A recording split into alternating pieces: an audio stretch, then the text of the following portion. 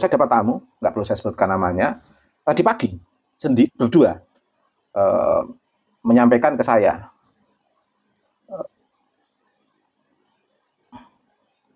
Anar liman aso Bani Hashim. Neraka itu untuk orang yang mengingkari Bani Hashim.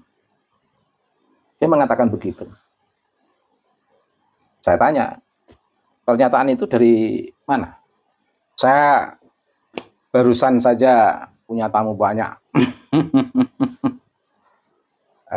Kebetulan bersamaan dari Jawa Timur, dari Semarang, dari ini dekat sini, Tuban, dari Rembang sendiri, waktu bersamaan. Dalam perbincangan itu ada yang menarik yang perlu saya sampaikan. Saudara-saudara sekalian, sahabat-sahabat sekalian yang saya banggakan dimanapun Anda berada. Ada sebuah video yang luar biasa menarik ya untuk kita simak hingga akhir. Kiai Ubaidillah Ahmad Tamamunji, tentu teman-teman sudah tahu ya. Teman-teman yang mengikuti polemik nasab ini tahulah ya siapa Kiai Ubaidillah Ahmad Tamamunji ini. Beliau ya didatangi seorang tamu. Ya, didatangi seorang tamu, dan yang lebih mengejutkan, tamu tersebut menyampaikan terhadap beliaunya bahwa neraka itu untuk orang-orang yang mengingkari Bani Hashim. Tentu teman-teman sudah ya dapat memahami ya kemana jalurnya. Namun terkait ungkapan Kiai Ubaidillah seperti apa, ini perlu untuk kita dengarkan bersama ya. Perlu untuk kita simak hingga akhir. Karena ini pentingnya, biar kita tidak gampang terkena doktrin-doktrin mereka. Oke, biar tidak panjang lebar ya, seperti biasa sebelum kita mulai video ini, kita intro terlebih dahulu. Silakan.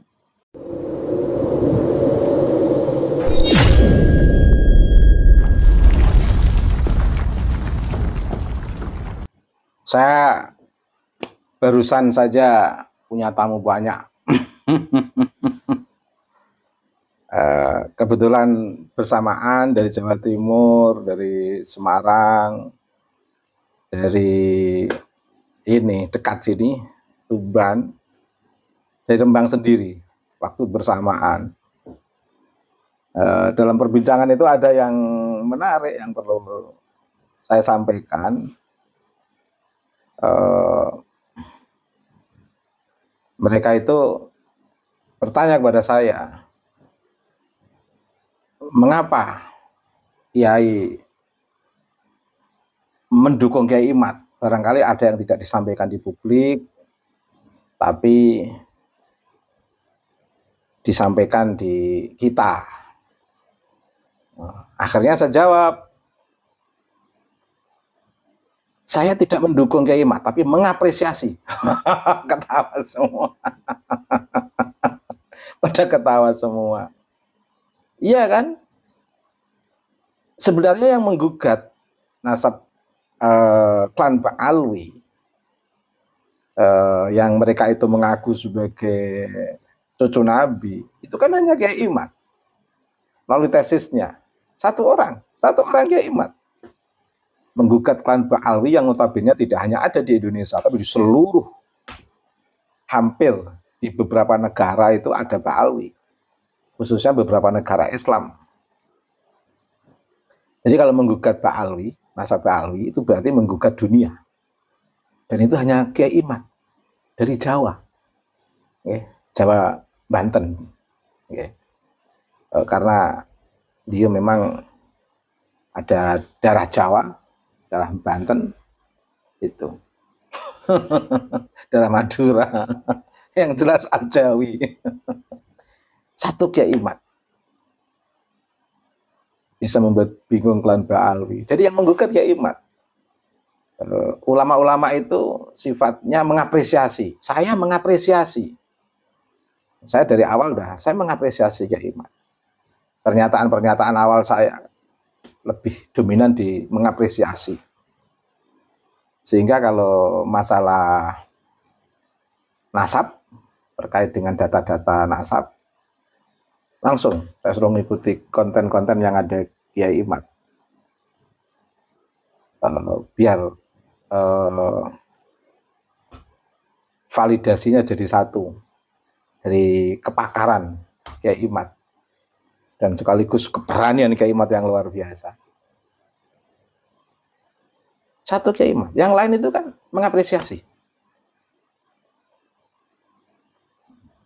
Gus Abbas mengapresiasi tesis Kiai Imad dengan membuat gerakan civil society BWI-LS. Gus Fuad mengapresiasi tesis Kiai Imad dengan sikap beliau yang kritis. Kiai Nur Fadil mengapresiasi tesis Kiai Imad dengan turut memberikan dokumen kesejarahan Wali Songo dan zuriyahnya. Saya mengapresiasi Kiai Imad dengan perspektif akademik saya. Dan yang menggugat Kiai Imad, satu ulama Nusantara, membuat bingung seluruh klan Ba'alwi. Tidak hanya membuat bingung dari klan Ba'alwi yang jadi tokoh agama saja, tapi yang membuat bingung juga dari klan Ba'alwi yang menjadi provokator. Membuat bingung klan Ba'alwi yang menjadi provokator, ya Pak Rizik Sihab, Bahar Smith misalnya. Dan membuat bingung Ba'alwi yang menjadi provokator siapa? Hanif Alatas, provokator. Yang suka demo itu kan namanya provokator itu. Jadi bingung. Jadi tidak hanya yang provokator juga, klan Ba'alwi yang lembut-lembut jadi bingung juga. Karena mereka memang nasab itu menjadi ideologi. Nasab itu menjadi, mohon maaf ini, kalau saya lihat itu diglorifikasi seperti rukun iman oleh klan Ba'alwi itu. Sehingga mereka yang menentang nasab klan Ba'alwi itu dikategorikan musyrik, tidak dapat syafaat. Bahkan betul, saya dapat tamu, nggak perlu saya sebutkan namanya, tadi pagi, berdua, menyampaikan ke saya,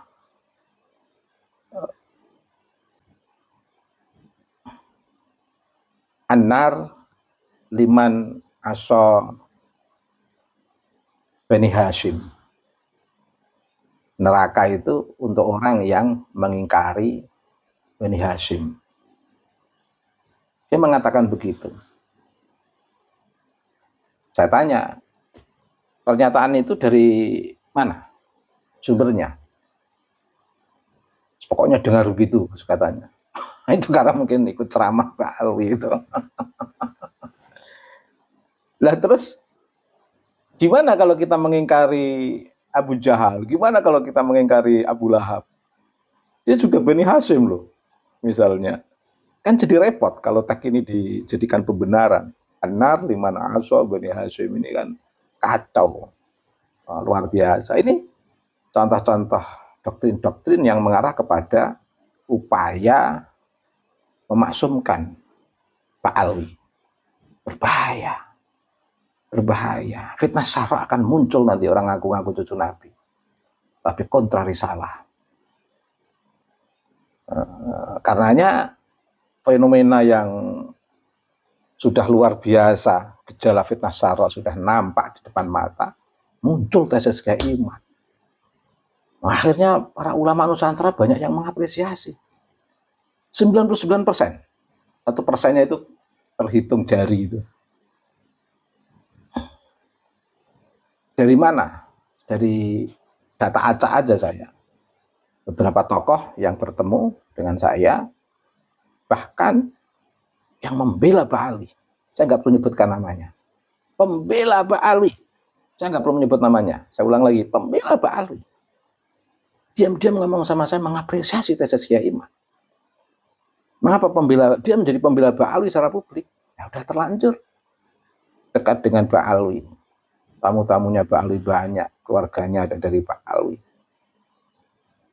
Dari pengurus NU, nggak saya sebutkan namanya. PCNU dari mana juga nggak perlu saya sebutkan. Sering mengikuti kegiatan-kegiatan yang berhubungan dengan Habib itu. Tapi menjelaskan kepada saya, mendukung tesis Kiai Imad, mendoakan dari doa dalam senyap. Doa dalam senyap, tidak mau terus terang dia. Yang tidak nampak, dan bahkan yang nampak di komunitas Pak Alwi. Kalau yang nampak nggak saya bahas, sudah jelas-jelas mainstream, sudah menjadi arus utama sekarang ini. Dan semuanya sifatnya mengapresiasi. Seperti Said Agil Siraj, mengapresiasi beliau. Seperti Kiai Haji Ma'ruf Amin, ulama-ulama besar mengapresiasi. Banyak ulama besar yang lainnya, hakikatnya juga mengapresiasi, tapi dengan caranya. Saya nggak perlu nyebut nama beberapa ulama tokoh, karena nanti khawatir kontra publik. Karena hakikatnya sebenarnya mereka itu banyak yang mengapresiasi. Jadi guncang ganjingnya Pak Alwi itu sebenarnya hanya satu ulama Banten, yaitu Kiai Haji Imaduddin Utsman. Yang lainnya cukup mengapresiasi. Nggak boleh ikut-ikutan. Saya nggak boleh ikut-ikutan bicara asap. Cukup saya mengapresiasi. Terlalu lebay. Satu ulama aja sudah bikin bingung, masa harus melibatkan diri dalam konteks diskursus kenasaban. Ya diskursus apresiasi saja. Gus Aziz Jazuli mengapresiasi tesis Kiai Imad dengan cara apa? Membuka seluruh hasanah-hasanah karya Pak Alwi yang sangat cenderung dengan syiahnya itu. Dan bahkan di luar ajaran Ahlussunnah wal Jamaah itu banyak sekali ditemukan di karya-karya Pak Alwi yang sudah dikupas oleh Kiai Aziz Jazuli. Nah, malah saya belum sempat seserius Kiai Aziz Jazuli. Belum sempat membuka-buka itu, kecuali hanya 1-2 kitab untuk dasar apresiasi saja. Kalau dasar apresiasi, mengapresiasi Kiai Imad itu kan tidak perlu buka banyak kitab. Kalau hanya mengapresiasi tesis Kiai Imad itu kan 1-2 kitab sudah cukup. Nah, kecuali Gus Aziz Jazuli mengapresiasi tesis Kiai Imad, kebetulan dia ada banyak tag yang bisa diekspos dan itu menarik. Jadi intinya yang membuat bingung klan Pak Alwi itu tidak banyak Kiai Jawa, Kiai Nusantara. Satu Kiai Imad, yang lainnya cukup mengapresiasi. Banyak ulama itu banyak yang mengapresiasi.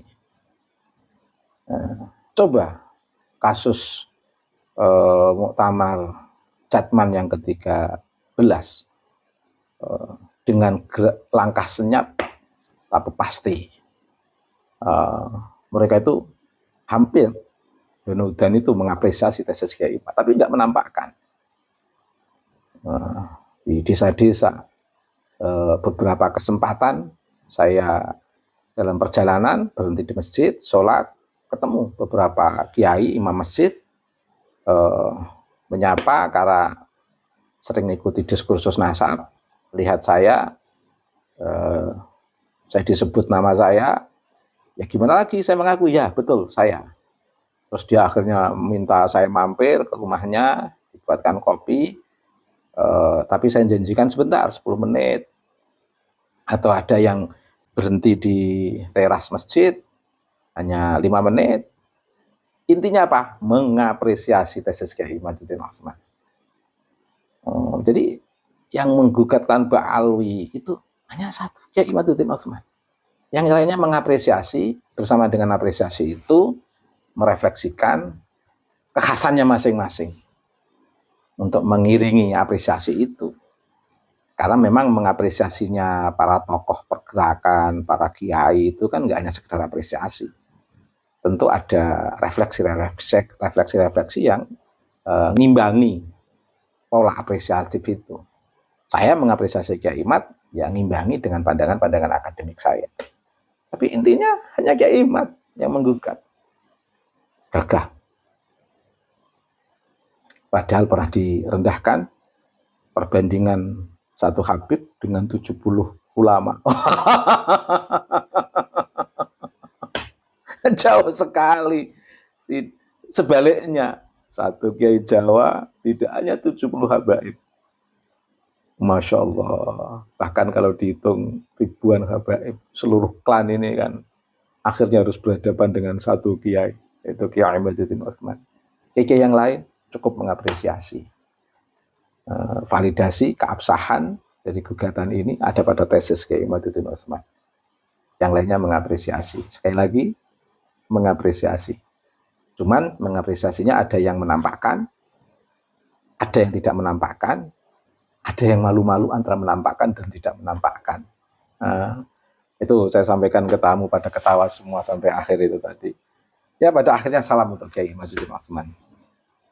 Semuanya mengapresiasi tesis Kiai Imaduddin Utsman dan mendukung demi membendung fitnah sarak. Mengaku cucu Nabi, kontra risalah terhadap Nabi Muhammad. Kalau ngaku cucunya kan cucunya si A yang nggak ada hubungannya dengan Nabi mungkin tidak apa-apa. Tapi kalau mengaku cucu Nabi berarti di situ dengan pola yang kontra risalah berarti di situ menjadi tanda munculnya fitnah sara. Sekarang sudah di depan mata. Maka harus kita bendung fitnah sara itu. Dengan cara apa? Dengan cara yang elegan, dengan cara yang humanis, dengan cara yang ilmiah, dengan mengapresiasi tesis Kiai Imaduddin Utsman, dengan apresiasi yang berbeda-beda caranya. Seperti saya apresiasi dengan perspektif akademik. Sekali lagi, selamat Kiai Iman. Ternyata banyak dirindukan oleh ulama-ulama di Nusantara ini, bahkan dunia, bahkan sudah mempengaruhi Malaysia yang luar biasa kebijakannya itu. Yang Indonesia malah masih asik-asik dalam diskursus di sosial media. Tapi tidak apa-apa, karena target kita adalah edukasi, bukan pengadilan, bukan kekerasan. Tapi saya nggak tahu ending dari gugatan Kiai Imad ini, tapi pada prinsipnya apa yang dilakukan oleh Kiai Imad itu cukup atau patut kita apresiasi dengan doa tentunya. Semoga Kiai Imad selalu dalam anugerahnya. Terima kasih. Jadi kurang lebih seperti itu, teman-teman. Dan saya rasa ini penting ya untuk kita pahami. Biar kita tidak gampang terkena doktrin ya. Dan untuk saudara-saudara sekalian, di awal tadi ya, beliau juga menyampaikan bahwa beliau didatangi banyak tamu. Nah, dan tamu tersebut bertanya suatu hal ya terhadap beliau. Beliau juga menjawabnya dan jawaban beliau cukup mengejutkan ya. Beliau mengapresiasi Kiai Imad ya. Beliau di dalam hal ini ya mengapresiasi atas apa yang telah Kiai Imad teliti ya mengenai nasab Ba'alwi. Dengan penelitian Kiai Imad lah ya kita bisa tahu ya, kita bisa memahami terkait apa itu nasab, bagaimana pentingnya nasab, dan orang-orang yang membanggakan nasab itu buruk atau baik. Kita tahu ya tentang hal ini. Artinya ini manfaat ya yang saya lihat ya dengan adanya polemik ya yang pada saat ini ramai ini. Begitu saudaraku. Jadi kurang lebih yang telah beliau sampaikan di depan tadi, mungkin ini perlu ya untuk saya putarkan biar teman-teman mencermati kembali lah ya. Soal di mana beliau didatangi banyak tamu. Saya barusan saja punya tamu banyak. Punya tamu banyak ya.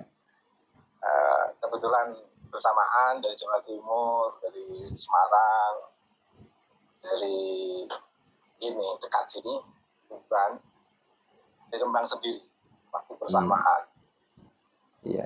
Dalam perbincangan itu ada yang menarik yang perlu saya sampaikan. Mereka itu bertanya kepada saya, bertanya ya, mengapa Kiai mendukung Kiai Imad? Barangkali ada yang tidak disampaikan di publik, tapi disampaikan di kita. Akhirnya saya jawab, saya tidak mendukung Kiai Imad, tapi mengapresiasi. Begitu ya, ini menarik saudaraku. Dan video ini judulnya Kiai Haji Imaduddin Usman gugat nasab Ba'alwi. Ulama mengapresiasinya. Luar biasa ya. Jadi begitu. Dan di tengah tadi ya juga kita dengarkan ya ada seorang tamu di mana tamu tersebut menyampaikan bahwa neraka itu ya untuk orang-orang yang mengingkari, kurang lebih seperti itu ya, mengingkari Bani Hasyim. Nah, coba Anda simaklah itu. Mungkin akan saya cari ya, ini kalau tidak salah di menit 5 ya, di video beliaunya. Ini didengarkan. Bahkan betul, saya dapat tamu, nggak perlu saya sebutkan namanya, tadi pagi, berdua, menyampaikan ke saya,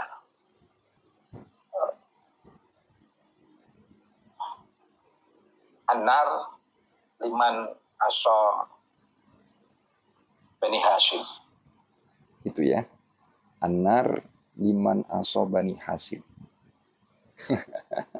Dan beliau ketika mendengarkan ungkapan tersebut ya, beliau tanya, luar biasa. Terus ya untuk memberikan pencerahan ya biar kita tidak gampang terdoktrin begitu. Hanya itu mungkin yang dapat saya sampaikan, yang dapat saya kemukakan. Kurang lebihnya jika ada kekeliruan, kesalahpahaman dari apa yang telah saya kemukakan, saya Al-Fakir Official mohon maaf sebesar-besarnya. Semoga bermanfaat ya. Sekali lagi jika ada kekeliruan, saya mohon maaf sebesar-besarnya.